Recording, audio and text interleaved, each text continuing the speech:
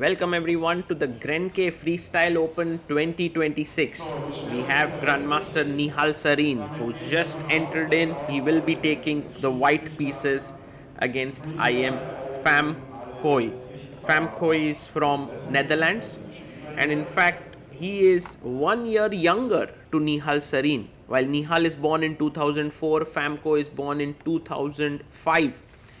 They are putting the pieces as per freestyle chess. Let's try to understand the position.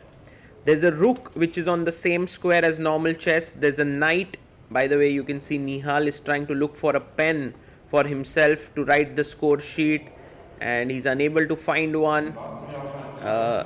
He looks around and he's like, wait 1 minute, I'll just be back. And he asks the person on the adjoining table if he can take the pen.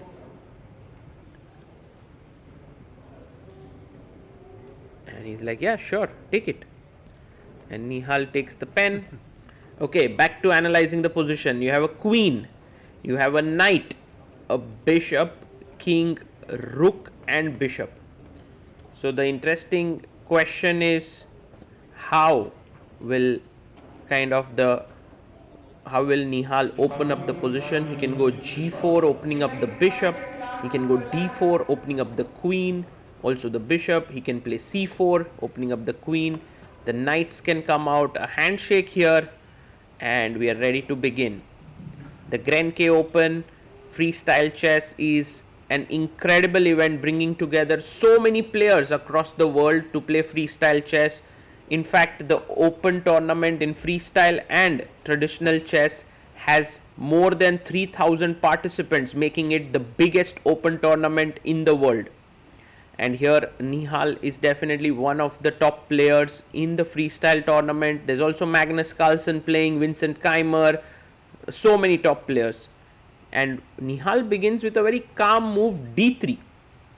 Very interesting choice by Nihal, because he opens the queen and the bishop but doesn't place his pawn in the center.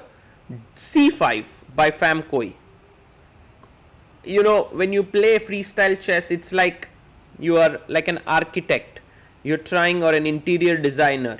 You're trying to see where the pieces belong, and look at that move, b4 played here by Nihal. And if you take, he wants to take with the bishop, and straight away look at the black king. Okay, I believe Pham Khoi can just play d5, but he takes, and now Nihal can take this back with the bishop.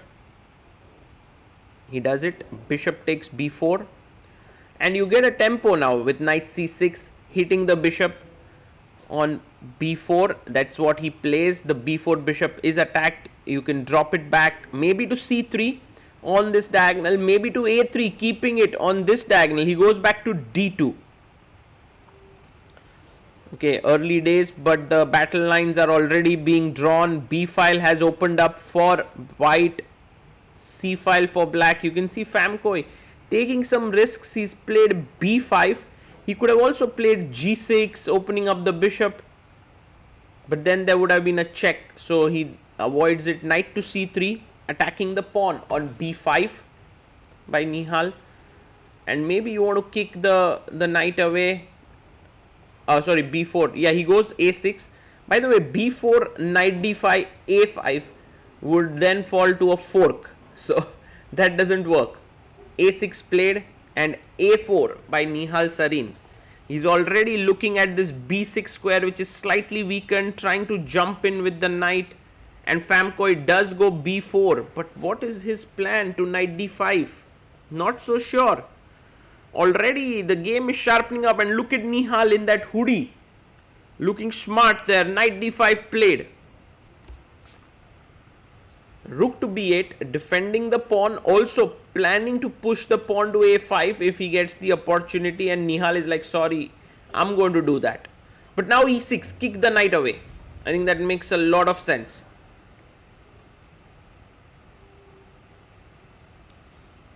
He castles here. He castles.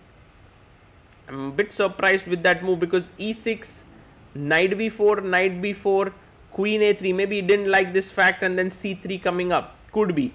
So castling does make sense.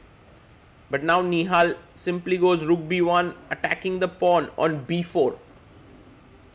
It's difficult to defend this pawn. Also, the knight could jump into b6. So rook b5 played, attacking the knight as well as the pawn. Nihal can already get his bishop rolling into the game with g3. But he could also think about winning this pawn on b4. It's not such a bad pawn to take. Oh, g3. I love the way Nihal's playing this. 10 moves and he's already having a winning position. And that's the thing about freestyle chess. It's very difficult to understand when you are losing as well. Unlike traditional chess where you know exactly what's happening. You have it all figured out. e6, kicking the knight away. And now the point that you can actually take this. So knight takes knight. And he plays pawn to d5. So it's like a gambit. He gives up a pawn and now blocks the bishop. But Nihal can open it up with c4 and he does it. Pawn to c4. Nihal playing very strong chess here. Rook c5 played and oof, that's a big mistake. That's a big mistake. Should have taken here and black is worse. But okay, that was the best in the position.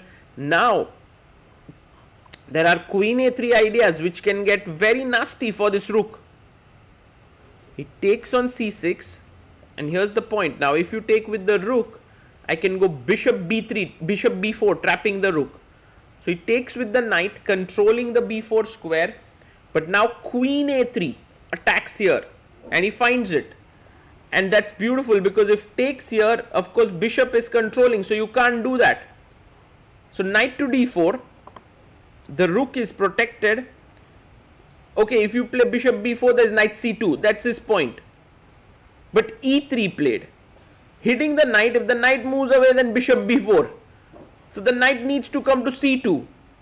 He jumps in with the knight. Is the knight actually creating some threats or is it trapped? That's the big question. Nihal comes back queen a2, attacking the knight here. And the point, of course, of Pham Khoi is that he wants to take on c4. And if you take queen c2, cd3, maybe opening up the c file, bishop b5 ideas. But Nihal calmly plays d4, attacking the rook. Next move, he wants to pick it up.